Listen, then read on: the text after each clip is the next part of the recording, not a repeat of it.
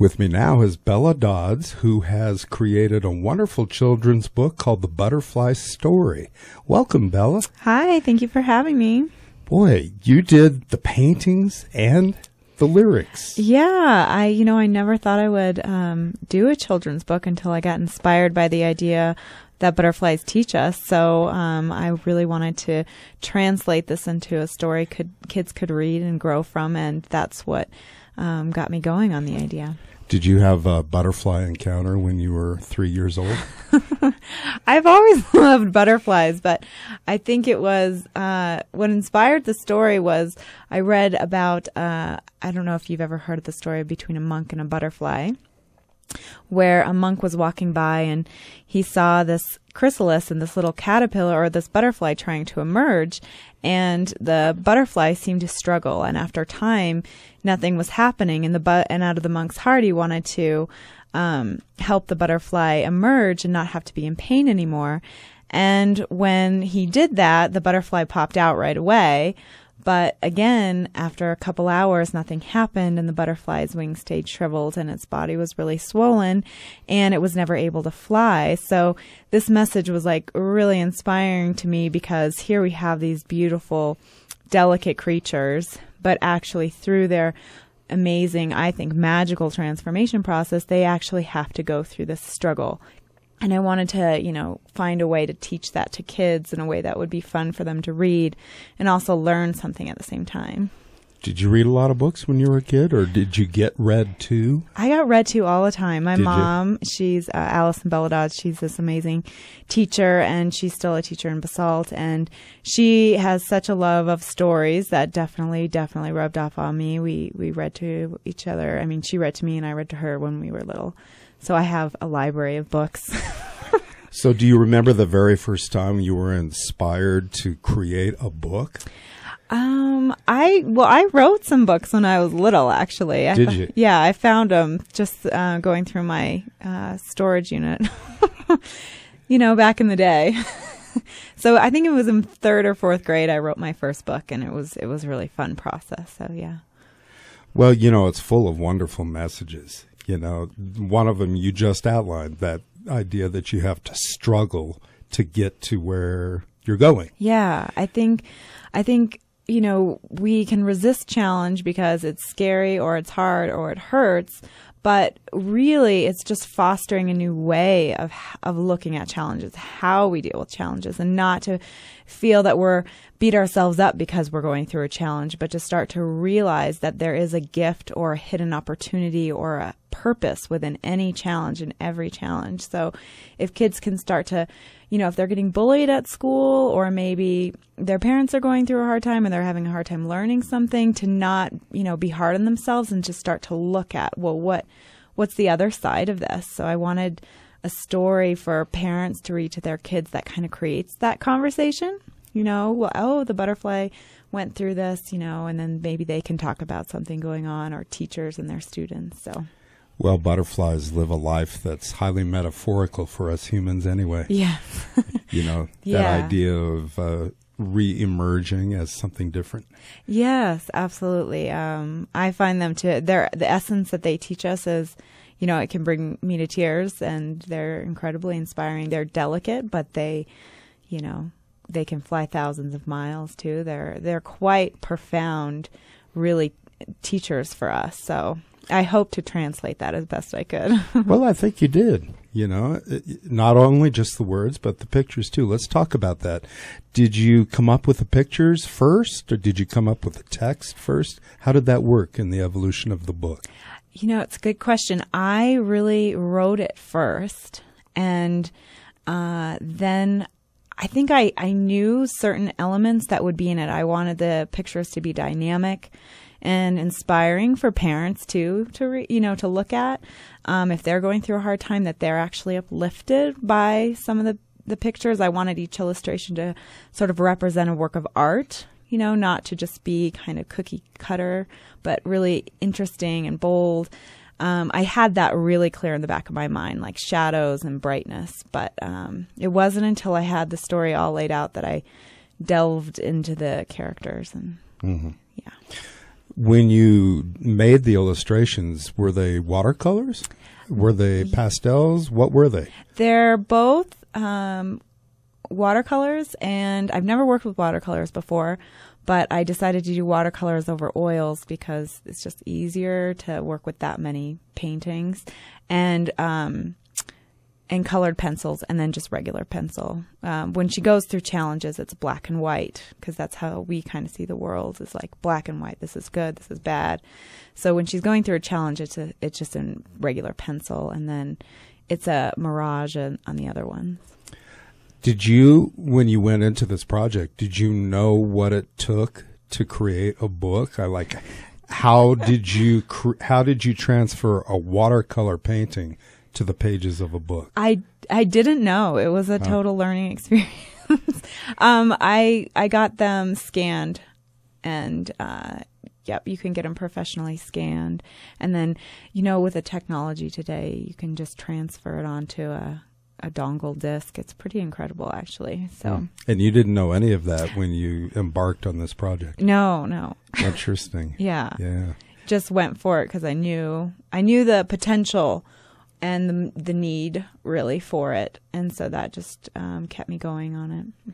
Did you self-publish, or did you find a publisher? I wound up self-publishing, and it was something I'm really glad that I did. I was resisting it for such a long time because I thought I wanted a publisher to help me, but really, with the way it is nowadays, it really benefits the author to self-publish because you do all your own PR work anyways, and you have more freedom and more creative control, which is really ultimately really important for me because I didn't want to dumb down my message or water it down. I think kids are amazing. I think they're really intelligent, and they need a book that reflects that intelligence. Interesting. Well, let's talk a little bit about the story without giving too much away. Okay. It's a story of a caterpillar turning into a butterfly, but there's a whole lot more. So tell us about it.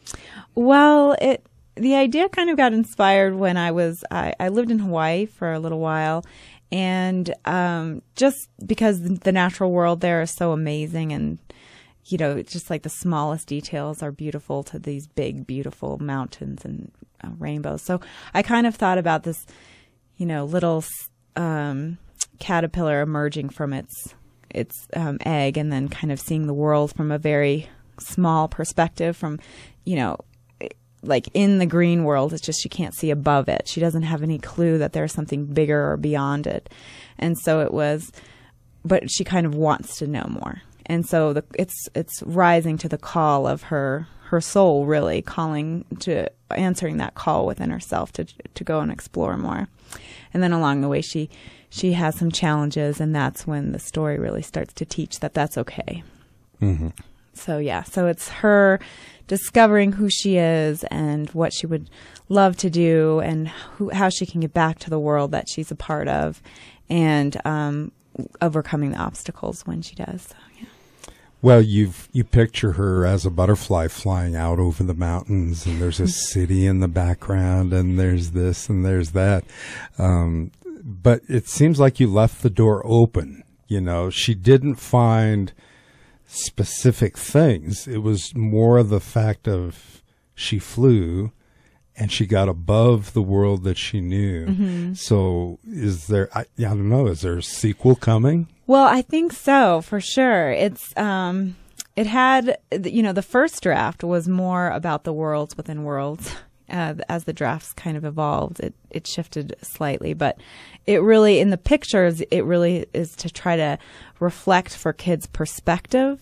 That close-up perspective things can seem really overwhelming, but then there's bigger perspectives. There's, if you're an eagle flying above the mountains, you're going to have hundreds of miles of view in all directions. So it's kind of trying to create this imagery through pictures and teaching them to see, like, there's the green world, and then she goes above it and she sees more worlds, and then she discovers even more beyond that. And for kids to start to think about this, because we are all interconnected in this big, amazing world, so to start thinking on a larger scale. Mm-hmm. the green world. I like how you put it that way, the green world. You know, and this tiny caterpillar climbing on a blade of grass or whatever the plant was there. She knows that she's a part of it, but she also knows there's something else. And then it's the wind that comes along, which is such a great metaphor because, you know, that idea of spirit respiring through the world. Do you know what I mean? Yeah. And I think you captured that. I think it, and I you know, that's that kind of thinking, I guess, maybe, can't really be captured in words with kids, but they know it inherently. Yeah. Somehow. Yeah. And yet you brought that out, which is really interesting. Oh, great. Yeah. I was trying to find a way to, because I grew up in the Roaring Fork Valley, and I am who I am because of this amazing, you know, natural world. Without question, nature's my greatest teacher. So I found so much because I grew up here, and I wanted to, in the back of my mind was, you know, what about kids who grew up in the inner cities who don't know that stillness, who don't know what the stars look like, or they don't know what the breeze feels like if you're sitting in a forest. So to also bring that within the Butterfly story to kids in inner cities as well. Now, do you, as part of your marketing of the book, do you plan on giving readings to inner city children? Yeah. Is that something you'd like to do? Yeah, definitely. In my heart, that's something I always kind of keep in the back of my mind. Who's having a hard time right now, and you know, I would love to connect with them. You know, so I'm going to start off here in the Valley doing readings and then expand outward. And I lived in London for a while, and there's some opportunities there to work with inner city kids through a foundation called Mo. And yeah, I'm really excited to And you have your own foundation too. Yeah, so tell us about that. Yeah, so really what inspired me to do the foundation was I think you sometimes need a cause bigger than yourself to get outside yourself, to push yourself past maybe your comfort zone. So, you know, I really wanted to give back to the environment that's given me so much and protect the environment. When I was in college, I wanted to do something you know, for the environment, but I didn't know what it was exactly, what I would love to do 40 hours a week, for example. So, yeah, I really got the idea that I want, you know, to create a way to raise money for clean energy technology. I think we have the capacity and the ability, and that we just need the funds. So with every book sold, I'm going to donate $1 to the International Foundation for Human Potential, which I started, and a few of my friends are on the board. Yeah, just to raise money and start to teach kids that, you know, we can do things that we believe in and that we love and that it's possible. So, well, I think it's probably up to the kids. Yeah. The adults are already sold out, aren't they? Let's start with the kids and get them going in the right direction. Yeah. Give them. I think if they're, you know, if they have good ideas to go with, they can really excel. Yeah. Bella, I want to thank you for joining us here at KD&K. Well, thank you. It's an honor. Wonderful to be here. Thanks.